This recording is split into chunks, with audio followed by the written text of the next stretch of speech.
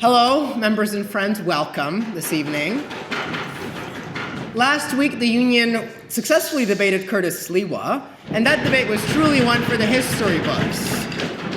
I was thrilled to see the coverage from several campus and local newspapers, and also our Instagram, due to our publicist team, thriving, and we already have over 350,000 cumulative views on some of our clips from that event. I was also personally very pleased to be welcome on 5 party floors this week besides mine.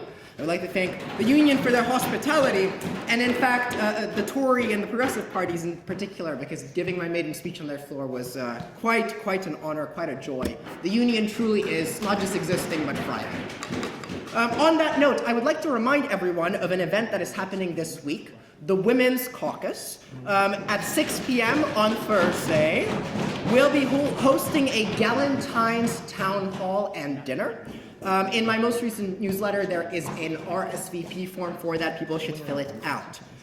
It is now my distinct privilege to welcome our guest for this evening's debate. Dr. Miguel Cardona served as the 12th United States Secretary of Education during the presidency of former union guest Joe Biden. Leading the Department of Education in the wake of the COVID-19 pandemic, he spearheaded efforts to reopen schools, address historic learning loss, expand mental health support, forgive student loans, and many other similar initiatives. Before his service at the federal level, Dr. Cardona spent more than 2 decades as a public school educator. As a classroom teacher initially, and as we learned at the dinner, he intended to be an art teacher for a long time. He was then principal, the youngest principal of the state of Connecticut at the time, district leader, and also state education commissioner. Currently, Dr. Cardona is a senior fellow at the Yale School of Management, teaching a course on education policy. I would like to remind everyone that Yale is committed to protecting free speech and peaceful dissent. Interfering with a speaker's ability to speak and the audience's ability to hear and see is not consistent with the university's free speech policy. Please note that Dr. Cardona will be giving opening remarks, and after 5 brief student speeches, some closing remarks as well this evening. Audience members are asked to stay the duration of the entire event, and if they must leave, they do so quietly and with respect. And with that, Mr. Speaker, I move that the Yale Political Union debate resolve, save the Department of Education. Hearing seconds and no objections, it is so moved. Is there perhaps a first docketed speech in the affirmative? For the speech? The speech, yes. Well, thank you for giving me the opportunity to be here today to share my position on why we must save the Department of Education. We will hear remarks on various perspectives, and I welcome them, because it's through different perspectives that we improve the Department of Education. But we are not here to talk about improving the department. We are talking about saving it or abolishing it. That is what you're voting on, not whether to improve it, save it, or abolish it. I, as was mentioned, had the privilege of serving as a 4th grade teacher. A school principal for 10 years, a district leader, commissioner of education. I taught at the university level, and I had the privilege of serving as the 12th United States Secretary of Education. So I come to this with lived experience, not only as an educator, but as a public school student and a state college student as well. I come with experience of understanding at the different levels. I will not waste your time talking about things that I know nothing about, like wrestling, for example. What I will do is share reasons why the Department of Education must be preserved. First and foremost, the Federal Department of Education is a civil rights agency. It protects the civil rights of students. Over 15% of the students in this country are students with disabilities. It is the Office for Civil Rights that ensures that these students have access to public education. Dismantling the Department of Education is dismantling the protections for these vulnerable students and other vulnerable groups. The U.S. Department of Education protects students from discrimination, which we know reports happen daily, and when you remove these offices, there is little oversight to ensure that across the country, students can have access to an education regardless of who they are. Another reason why we must preserve the department is because the department is responsible for fiscal oversight and congressional accountability. Congress appropriates dollars. Congress, who represents all of us, appropriates dollars, and it's the department's responsibility to make sure that the dollars are used the way Congress intended. That's a very important responsibility. If there is no federal oversight, we can have variance of how the money is used. We could have super beautiful football fields in places where children can't read. We could have leaders of state education departments forcing Bibles in classrooms with public education dollars and pushing their specific agenda so they can make it on the radar of the President of the United States. That's not what public education is for.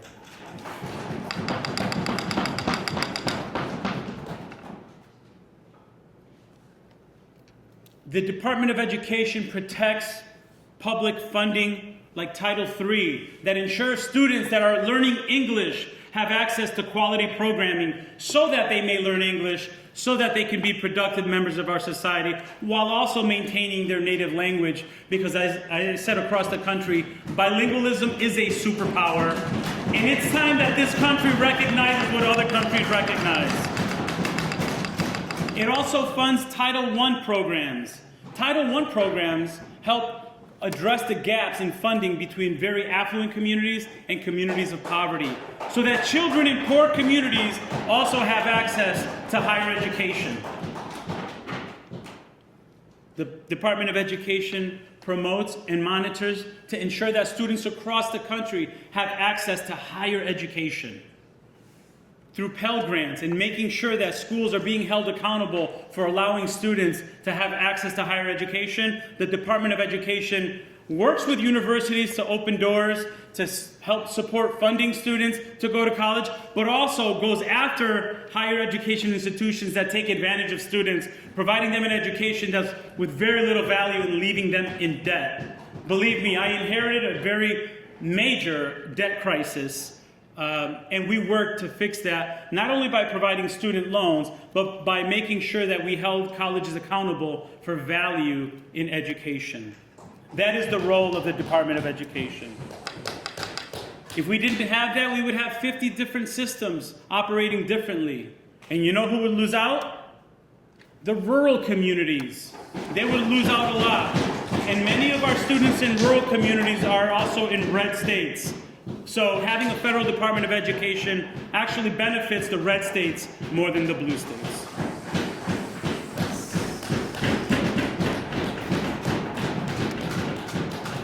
There's a notion that we need to give the education rights back to the states. That's very nice. It's always been there. I was a commissioner. I know. I've always had rights as a commissioner of education, as a district leader. As a matter of fact, when I was Secretary of Education, I had the least amount of control over curriculum than any other role I had in education. As a fourth grade teacher, I had more control of what is learned in a classroom than I did as Secretary of Education. So this idea of giving power back to the states is pretty ironic when you see that now it's the federal government cutting DEI programs, telling schools what they can teach and what they can't teach, and cutting funding from universities who want to have academic freedom. It's always been at the states. Let me just remind you of that. The public opinion of the United States Department of Education, while everyone agrees that local control should be existing and we should make decisions at the local level, the closure of the U.S. Department of Education is widely unpopular in the United States. Only 36% of parents support the Trump administration's choice of closing the Department of Education, which, by the way, requires an act of Congress, can't be done by the administration. But I think if I were to sum up why we must preserve the Federal Department of Education, I'm going to go to an N of 1. 45 years ago, I walked into a kindergarten classroom as a 5-year-old. I was economically disadvantaged, English learner, Hispanic student in a very economically disadvantaged community. I had only what my local public school could provide. I had teachers that saw things in me that I didn't see. I had an after-school program in that school that made up for the fact that my parents couldn't sign me up for a premier soccer league. I had only what that local public school provided. If you were a betting person, you wouldn't bet on my odds. But it was because of public education that that young boy who walked in with imposter syndrome ended up advising the President of the United States. It is only in this country where that is possible. And I would argue that our best defense as a country is a strong education system. When wars happen, the first places that get bombed are the places of scientific research. Why would we cut the funding of our scientific research institutions ourselves? We're doing our enemies' work for us. That is the role of the Department of Education, to ensure that universities like Yale have appropriate funding for world-class research. It is also the role of the Federal Department of Education to go after institutions that are for-profit, that are more interested in making a dollar than educating the next generation. We've gone after folks that were putting students in debt without providing a good education. Remember ITT, Corinthian, Marinello School, Trump University? And then the risk we have if we don't support a strong federal department is that our K-12 public education system, what is a public good, will become monetized, privatized, and sold to the highest bidder. We cannot allow that. We saw what happened in higher education when for-profit institutions took advantage of our most vulnerable, our first gen, our veterans. We cannot allow that to happen in K-12. And this whole public choice thing is really about choice for the private institutions, not for families. Because if your business model is to make money in K-12 education, let me remind you, it costs more money to educate children with disabilities. It costs more money to educate children with mental health needs. So we're going to have a system of haves and have-nots that is perpetuated by the fact that the federal government is absent in oversight and accountability. We must continue to improve the services of the Federal Department of Education. But that's not what we're debating here. We're debating, should we have an agency that protects the civil rights of students? Should we have an agency that protects the story of Miguel Cardona, who can go from a community with public schools all the way to the Oval Office, I like to say from the barrio to the briefing room?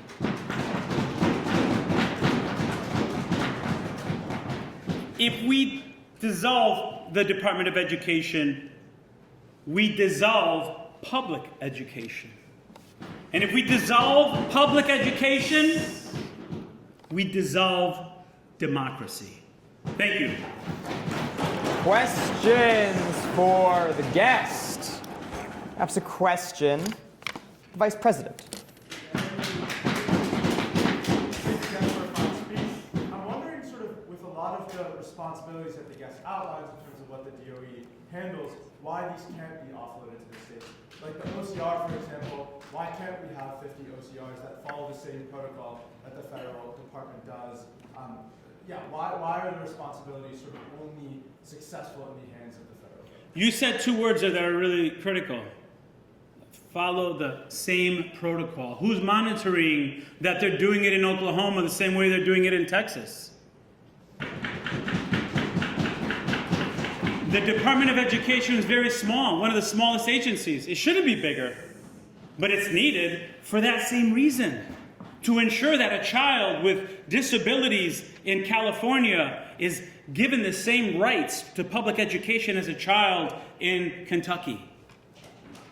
And if we have 50 different fiefdoms doing it, the political ambitions of some of these chiefs, as I mentioned before, we saw what happened in Oklahoma, where in an effort to try to get on Trump's radar to be the next Secretary of Education, they were handing out Bibles praying for Trump. It was a mockery of public education. It shouldn't be big, but it should make sure that the experiences of children are not determined by race or place in the United States. Further questions for the guest? Perhaps a question, the chair of the party of the left. I want to ask a question that just goes directly to what Mr. Cardona said at the end of his last answer. The fact is that, like, in the United States, unfortunately, it is really segregated. Like school segregation is honestly as high as it was right after the war, right about the war. And so there seems to be a serious problem that Brown v. Board was not enough to provide equal access to education in this country. So what type of sort of infrastructural change, policy change is required to allow that to happen? Thank you for the question. And let me frame it in the context of the vote you're going to take tonight. Without federal oversight, you're not going to have a department that's going to tell a community your black kids and your white kids are too separated. You have to do better. You have to make sure that housing patterns allow students to have access to high quality education. You have to address those gaps. More important than the accountability, though, is the support to those communities that are probably trying to fix issues.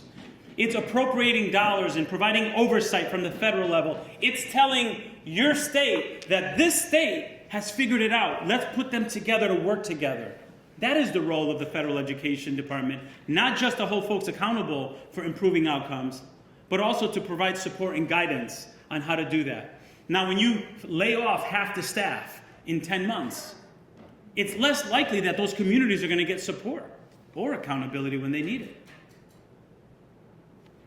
That is why the Department of Education is critical. Further questions for the guest? Perhaps a question, the president. Thank you, Mr. Speaker. So when I hear, especially the Republicans, argue against the Department of Education, there is a piece within that argument about how if the federal government has a lot of power over the education system, then that may lead to indoctrination. It may lead to political agendas coming into play in how the schooling system works. I wonder what the guest thinks about this, and how can we ensure that if we do have and save the department, then we don't, it cannot result in overreach that might be a problem in terms of... The overreach is actually happening in the administration that's preaching giving it back to the states. The cancellation of DEI programs, the cutting of funding for universities if they don't follow the rules from the DC, that's not how it works. When I was Secretary of Education, despite my 23 years of being a teacher, school principal, I knew that my role in curriculum was non-existent. And I made that very clear, despite my background. What I think would happen is a creation of indoctrination fears. And I said it before, there was a boogeyman every year. It was CRT in 2021. It was masks in 22. It was transgender in 2023. It was banning books in 2024. There is no push to indoctrinate. What we're seeing now is a heavy hand from the federal government, not only in education, but I heard the latest one was national voting. I don't know if you've heard that voting should be done nationally. I think the states are better prepared and better able to handle that. So it's not what is being said, it's what's being done. Children across the country are no longer able to benefit from clubs. I would argue maybe at Yale too. Things are limited as a result of the heavy hand of the federal government. That's not giving power back to the states. Further questions for the guest? Perhaps a question to ever-patient chair of the Progressive Party.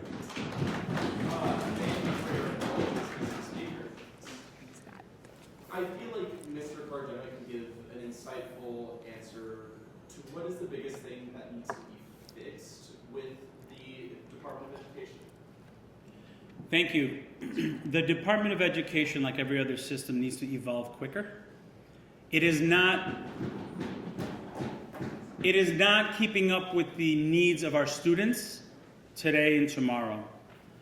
Some of the transitions that we needed to focus on were ensuring strong academic outcomes, but also making sure students' mental health needs were being met. Students were being prepared for college and career. Improving access to higher education. I mentioned several there. But if there was any challenge that I would say in 2026 and beyond, it's to find common ground with people with different perspectives. DC has become too partisan to serve you. Further questions? For perhaps a penultimate question. Secretary. Thank you. The Elementary and Secondary Education Act, which effectively created a modern federal education infrastructure, was signed into law over a decade before the Department of Education was created. Why should we not return to that system if it seemed to be working so well for those 10 years in between the signing of that act and the creation of the Department of Education? It all depends who you ask, who it works for. There was a group of students who were not achieving and no one was holding anyone accountable. If you were a part of the dominant group, it worked fine. If you were one of the millions of students for whom the system did not work, or a child with disability for whom the system did not work, you might say we need an oversight arm to ensure that states are doing their jobs. And for perhaps a final question, Mr. Mohan. Thank you, Mr. Speaker. I thank the guest for his speech. I'm very convinced that there should be an office of, disability protection and civil rights protection within, public education. But I'm not convinced of the speaker's claim at the end of the speech.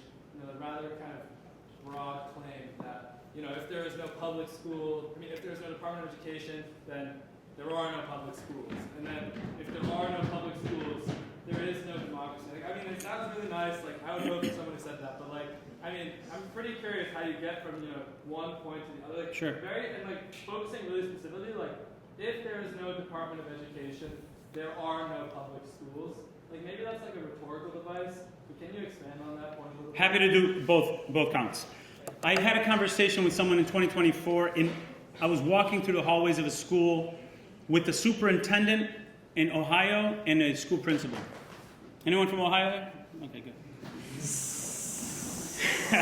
Poor guy. So the superintendent told me that she had to give $12 million of her budget for a voucher program. $12 million for a voucher program, and that cut from the funding of our public schools, reading teachers, security for safety, mental health support. So the students that got the vouchers went to the independent schools. This is a very specific example, very specific conversation. It's happening all over our country. So the students went to the independent schools, and the money went there. Now the superintendent has $12 million less. On October 1st, does anyone know what happens in our schools across the country? They do a head count. And those numbers on October 1st determine the funding formulas, right? So after October 1st, guess what happened in that community? All the children with disabilities or students that were more difficult to educate were recommended to go back to their local public school because they have better resources to meet the needs of those kids. So in essence, the superintendent was sharing with me, and the principal was sharing with me, that they gave the 12 million, and the students with the highest needs went back to the public schools without the money going back. So now you have public education system, schools, that are educating the neediest kids with less funding. That is how you dismantle public education. And to your second point, I had a conversation with a young man from Afghanistan about 4 months ago. And he saw what was happening over there with the education system and how girls were no longer allowed to go to school. And he said, my approach to fighting this is to increase public education. Because if you increase public education, the principles of democracy stand true. That's how you learn about it. And there would be a natural uprising with the youth. Public education protects democracy. And I can tell you right now, with what we're seeing in this country, it's going in the other direction. Save the Department of Education, save democracy, save public schools. Thank you. And with that, the guest is thanked. Thank you. Is there perhaps a first docketed speech in the negative? You know, I was reflecting on this experience and thinking about it from the perspective of myself as a college student and then throughout my career. And I have to tell you, this experience, being a part of this debate club, and I see that there are multiple debates a week for some of you, right? How many of you have more than one a week? Not only is that going to make you better prepared than your peers for the professional workforce, it's going to make you better at arguing with your spouse and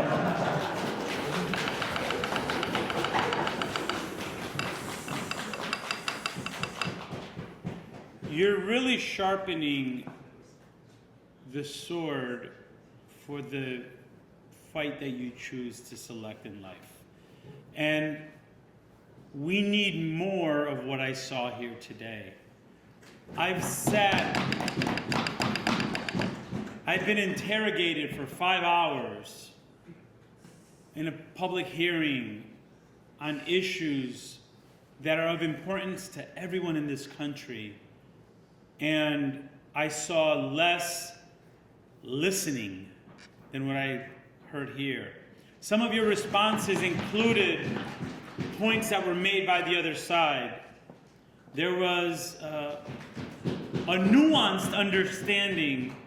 I was watching who was hissing and who was banging, and I couldn't, I know in the beginning you identified yourselves where you are, but you stay focused on the issue.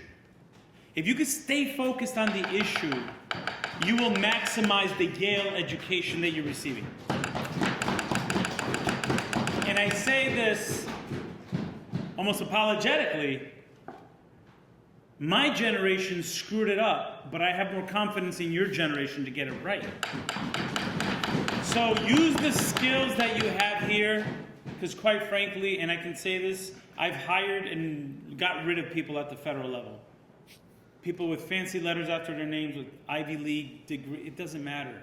Your ability to listen and to authentically just think about the perspective of someone else, even if you disagree with that, will help you be successful and will help you find ultimately where you're supposed to be in life.